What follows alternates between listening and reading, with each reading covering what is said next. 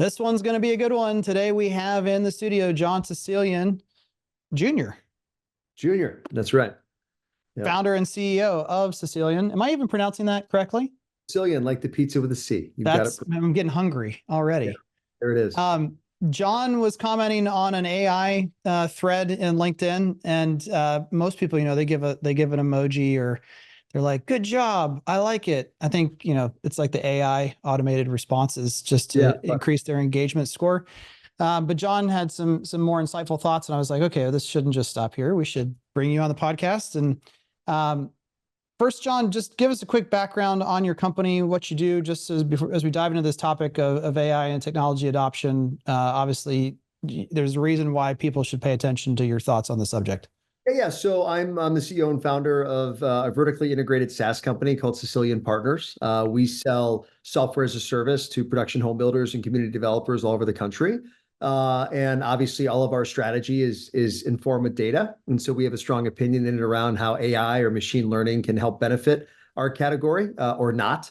And I think that's the genesis for our discussion today. Awesome. Can you give us I know normally I'm like, hey, everyone don't sell, but in this case, I need you to sell just a little bit, describing more specifically, what kind of problems are you helping builders and developers solve? So no problem. So we're the only ERP solution in the category. So for those that don't know, an ERP solution is enterprise resource planning. So it's this idea of being the single source of truth for all things data. Our core product, the XO, is this platform that's kind of the marriage of experiential data and operational data, and in such allows builders and developers to get the most out of all of their Excel spreadsheets, all of their sort of legacy systems, and an environment that other stakeholders can kind of see and engage. And that has been sort of our bread and butter the last 5 years. I don't think there's many industries like ours that is just as such a deep amount of data that they don't know what to do with. And it's our job to refine that, hone it, and have our clients get the most out of it, if that makes sense. And specifically, so even around the development and land side, correct? So I've seen a lot of posts and topics about the number of master plan developments using. So we have. I would look at us as very much the residential operating system for all things new home construction. So from lot and lands all the way to kind of the living, breathing resident is sort of how I would look at our suite of software. And it's really built in that way to impact all those stakeholders along that journey. Just quick numbers. I mean, we have about 170 customers across the US, about 2,400 end users that log into our products every day to get the most out of what we offer. So when you say the word or the letters ERP, I think part numbers and scheduling of trade contractors. Connect the dots. I'm trying to make sure you do all that too, or you're kind of the ERP for everything outside of construction of the home. That's everything outside of construction. So you're right. If you were to think about a Procore, an Autodesk, very much you would have to use an ERP solution to do that side of home building. But if you're a sales marketer, land person, right, how are you doing funnel management today, right? Where do all of your leads go and live if you have a marketing campaign? And then where are you storing all those leads? What CRM solution are you using? And then what are you doing to then move things forward, right? And so it's very much kind of an ERP for the rest of us, then, is what you're saying, because most of the time when sales and marketing people, and I say those letters, they're like, what is that? Yeah. That's that thing that the other half of your business uses to make sure that everything is put together properly. It's this notion of a very squishy KPI that I like to call customer experience. That is the foundation for why we started our company. And I think too often senior executives, especially in home building community development, look at CX very much as a squishy KPI. They don't realize how there are direct correlations to increasing a better customer experience equates to faster absorption rates, or commanding a higher price point for your floor plan, or fits and finishes that happen within the home, right? And I think there's a variety of sort of story that it might feel qualitative, but you can use those kind of quant metrics to understand and then create a better informed strategy as you go forward. The problem, Kevin, is the ability to sort of find that data. Right? If I were to go to any home builder today, I would argue, and I say this with the utmost respect, I wonder if they could actually tell us how many homes they sold last quarter and what their average price point was, what their average dollar per square foot was. They could, but they'd have to call every RVP across the country. Unless you're a really kind of unique regional builder, right? Or you have something that isn't as spread out, that data lives in all these different systems in a way that's very hard to measure and very hard to make future cast thinkings based on, Yeah. if that jives. No, it does make sense. I can my guess would be of the builders even that we work closely with, probably 15 would be able to do that, Mhm. with the click of 3 or 4 buttons. Everyone else would have to do exactly as you're describing. So are there any partners or integrations? This is not where I plan to go at all, but this ERP for the rest of us is fascinating. Because I've just got an email today, John, of hey, I want all of the things to talk to all of the things. Um, I and love that. so It's even as classic. we're talking about Yeah. two different ERP kind of worlds colliding, have you found specific partners or organizations that Sure, you've we work with different groups. I think one of the reasons why our firm is called Partners, believe it or not, is because I want to be able to work with everyone, right? Our Mhm. products are built in an open API environment. We are as modern and digital as it gets. We're not two guys in a basement. We're a very fast growth stage, early tech startup, if you will, and that Yep. allows us to be sort of modern in how we build our software architecture and where and how other companies can work and help with. So there's a variety of different groups we contemplate and we have worked with or talked about working with where there is some sort of sharing, if you will, between parties. No one in specific, we don't have like a strategic partner list that we openly share, if you Yeah. will. But certainly if someone is looking to get the most out of the things and have the things talk to the things, we are very much that complement to whoever needs help. Yeah, I'm Uh, sending them your way to at least continue the conversation because sure. inevitably people are looking for that single source of truth and everyone talks about having it, but it ends up No one has somehow it. being in their fiefdom. Yeah. No one has Uh, it, dude. Here's the thing. So, like, we work with some really remarkable organizations. Some are publicly traded, some are just large private companies, and even they think that they have it. And the yeah. joke is always they give us all of their legacy data because here's the Uh-huh. caveat. In order to get the most out of an ERP, it's not about the present stuff. It's about all the stuff over the last whatever they want to All the look at. stuff in the 5 years. filing boxes and Yes. cabinets. And Yes, and you have to transcribe all of that information from PDFs, Excel spreadsheets, other assets into a digital platform. triplicate carbon forms. Yeah, and that requires physical work. And I think the misnomer often is this lack of connecting, recognizing that at the end of the day, we as an industry, and here's where I think the AI machine learning stuff is very entertaining, is we're so worried about that stuff, but we haven't even gotten our data house in order. Uh, Mm-hmm. One of the things I talk about a lot, I'm actually talking about it next week at ULI in New York City, is talking about who we should hire in the industry that can help us. And I don't mean vendors or consultants. I mean FTEs. I mean, if I were a builder or a developer, I would hire at least 2 data analysts right now that would Yeah. come in, dedupe, understand where my data is, what data is right, what data isn't, and get the most out of that to sort of baseline the organization to then be ready for some sort of AI type opportunity, or maybe even a machine learning type module that might make a lot of sense. Mm-hmm. The problem that I have, and where I go to volley sometimes with people, it's like, do you want AI for the sake of AI, or is Yes. business That's use that's case? everyone's answer. Yeah, Yes. right. Yeah. But what's the business use case? Do you know what I'm saying? And I think that's what's so interesting because No, in no, the world, it's just the newest slap bracelet from when we were kids in love that school, analogy. right? I got the Love AI slap bracelet. Yeah. I'm in the cool club. So that's where I get all fired up, Kevin. When you did that post, I could look at it from two ways. One, you're 100% correct. But two, what I was trying to get at is you can start really small, right? Yeah. You don't have to have ChatGPT 4. You don't have to learn how to query a large language model. It's not about that. It's about let's get your data house in order and then maybe find a data analyst that knows how to get the most out of an open API environment. And within that, you have the ability to put together sort of this ability to query different things if you need to. For example, I'm a large national home builder. I want to understand the average dollar per square foot nationally of all my 60-foot lots. I want to understand, does the Whitefield elevation, as an example, does the Whitefield elevation really sell as many because that's our new flagship elevation we're so proud of that gives us now a 3,500 square foot floor plan. And so it's very modern, very cool. But how many of those are we really selling regionally or nationally? And that's the challenge, right? That's where if you had your data in order, you could query that and in real time get answers and insights that otherwise today are very manual. And Yeah. I know it's not sexy. And that's like the dirty secret is this stuff takes laborious work and time. Like you have to get it in order. And that's people on keys making it work. And Yeah. then you can start to do cool stuff. Yeah. So, I yeah. mean, when I was at NVR, with all affection to everyone who still is there, I used to say like it's a company run by accountants, in a sense. And so they had all their data in order, and their finance teams actually did way more than finance. It was really all of the data that you're talking about. You went and talked to your finance team. But here's the thing: only VPs, directors, et cetera, could interact with those folks.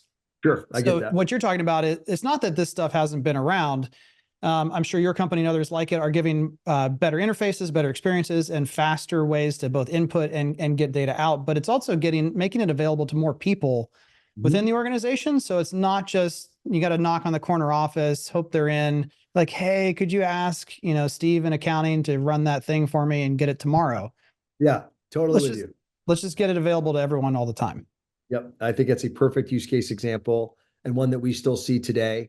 I think, especially on the marketing side of the equation, you often have it where directors, VPs, levels of marketing have these great initiatives they want to do, and they could be backed with great data insights based on what you just shared, right? If you are in the financial operations side of the house, let's make new informed strategies or new kind of segment opportunities, if you will, based on kind of previous sales or previous behavioral history that you can glean through how a prospect goes through your website, how they arrive at your welcome center. What does that whole journey look like? It's all documented. It's just not used for future impacts, is what I call that. Right. I Right. always ask myself, why? Like, why is it that everyone does it? Any consumer facing company, retailer does it today. Home building should be doing it the exact same way. So, makes I sense what I'm saying? agree. And Yeah. yet instead we're all obsessed with how we can roll out something that might not be what we think it is. Yeah, there it This is. came Yeah. out the other day. I thought, of course, and for those listening, New York City AI chatbot touted by Adams tells businesses to break the law. Um, the OpenAI Microsoft powered bot says bosses can take workers' tips and that landlords can discriminate based on the source of income, Yeah. even though it's only been trained on New York City laws on the books. So what is it that you think is this fascination for the AI slap bracelet? Don't know. I mean, here's where I get I don't get annoyed because that sounds I'm not negative in that No, way. no, It's no. It's just like, us. We can get a yeah, little annoyed because yeah, well, let's actually, no, let's just quantify it so we can keep using that word because I think it is the right word. It's a connotation that's bad. right. I think you and I are both annoyed by the same thing. It's annoyed by waste. We're wasting energy, wasting time, wasting resources. I mean, two years ago, right? We made very strong claims we'd be selling and buying real estate on the metaverse, right? And we know how the metaverse has since worked out. No doubt that cryptocurrency and NFTs and blockchain are all real. But when I say those three things, they're not interrelated necessarily. And I Right. think that's the other problem is that we get caught up on this notion of blockchain, and then we get caught up in what can be purchased in the blockchain. But there's this chassis, this foundation that needs to happen for every business to take advantage of those things. And that's data and how data is structured, how data is managed. So my point is 2 years ago, we were going to be selling homes in the metaverse. 7 years ago, all we talked about was IBM Watson and IBM Watson being the first and only AI type environment that was the bee's knees and everything that we saw. It was in Super Bowl commercials. It was everywhere for the last, I would say 10 or 12 years. It still exists, not in the same form and function it does today. But yeah, I'm sorry, before today. Right. What I'm getting at simply is that it's a trend. And I think we have to be managed in understanding the trend, right? And there's been 4 iterations in short order of ChatGPT 4 now, which is what you pay for in order to see that. And I would just push all of our customers, all of our builders and developers to think differently about actually flipping it on its head. To your point on the slap bracelet, why do you want that? Like, what does that mean to you as a To business fire owner? people. Yeah. Like, Save yeah, costs. yeah, gosh, Just kidding. yeah, gosh, that would be terrible. Yeah. I've heard those conversations from many a company president, division president, CEO of we needed to save costs because we're getting creamed on land costs, we're getting creamed on commodities, and we've got to find a way to save. Whereas my argument is still that humans are the cheapest part of the equation if you get I the right would ones and train them and give them the right tools. right tool. See, that's you just said it perfectly, man. Like that's the idea is how do you take human capital and intertwine that with great technology and innovation, right? And that's how you make a change in our category. Here's an example. We had a customer tell us, we have Salesforce. All the data in Salesforce is correct. I said, okay, how do you think the data got into the Salesforce? Right. Right. And then we're going this back and forth. There's this sort of like write-off that happens that I'm going to buy the shiny object, I'm going to install it in my business, and I'm going to think that it's just going to run and do what it's Right. supposed to do. It's like a factory. It's like capital CapEx. Yeah. Yeah. And the problem is that I liken software as buying a puppy. You can buy this adorable puppy that you're going to get great joy out of, but if you leave it in its crate and you don't take care of it, you don't give it water and food, you don't love it, it's going to die.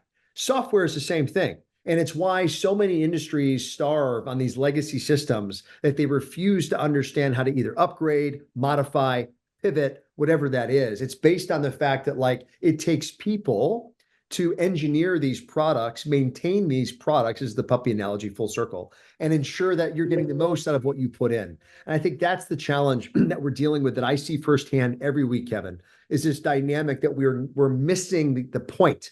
It's not about AI for AI's sake. It's not about AI replacing people. We're so far from that in our industry. No doubt that like there might be things in automotive, there might be things in certain segments of aviation, maybe certain segments of hospitality, other industries that are so much farther along than we are.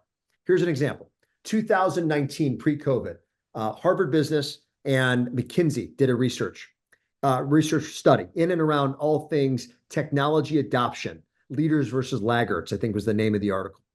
And they ranked the 10 largest categories of industry from 1 to 10 around, early adopters, fast movers to the bottom. I believe real estate, residential real estate specifically, was number 7.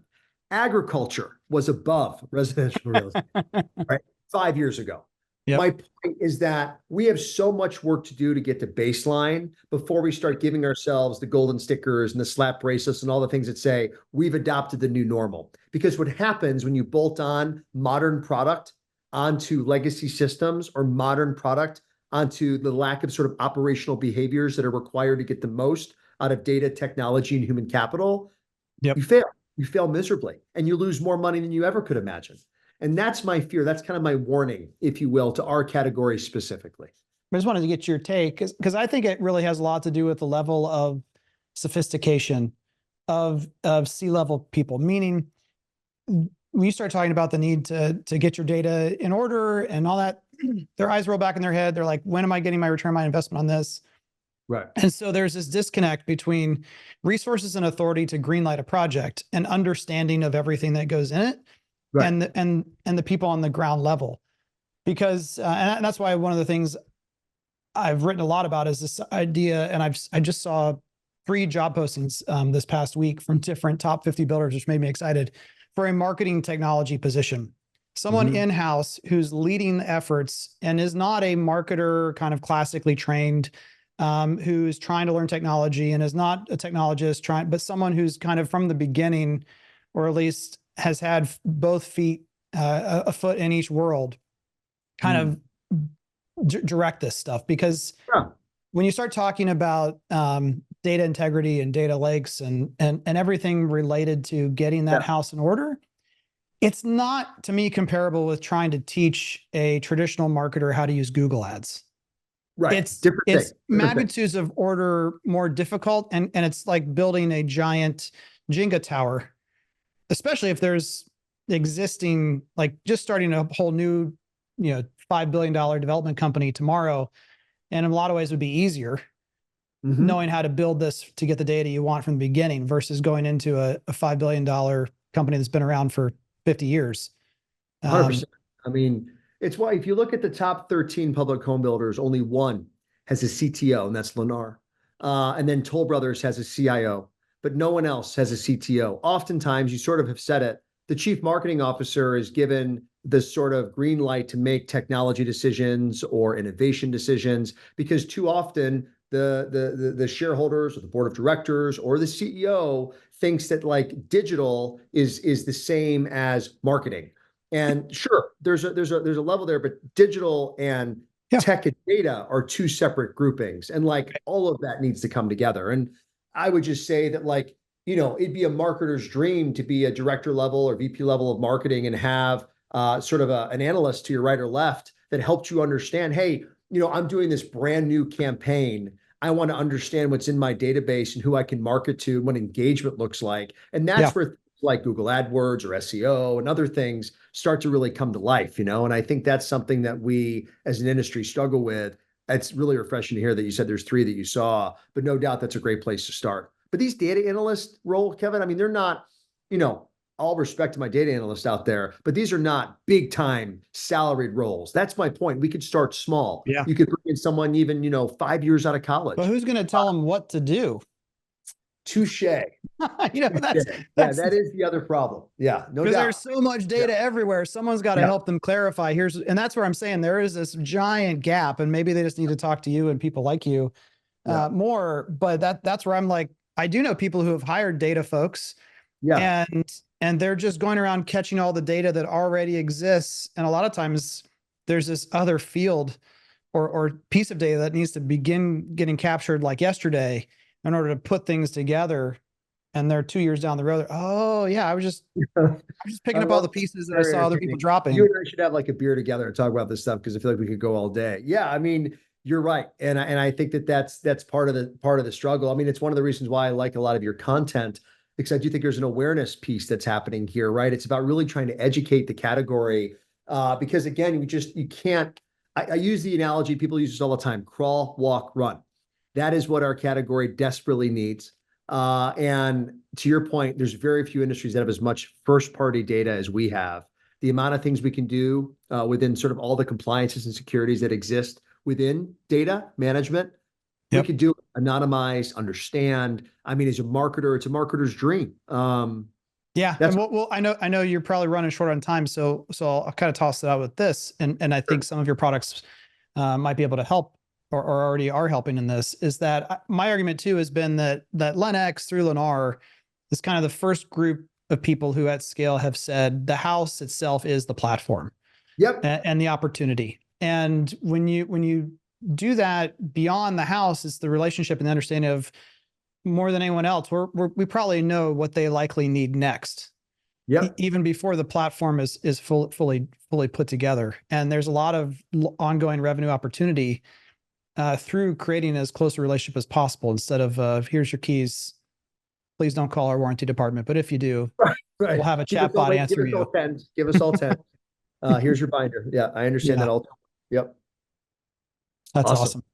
Well, John, thanks so much for coming on. Link in the show notes below to John's LinkedIn profile and Cecilian Partners and all the different things that they do for builders out there. This won't be the last time we talk, man. Good to see you. Appreciate it. Good time. Thank you.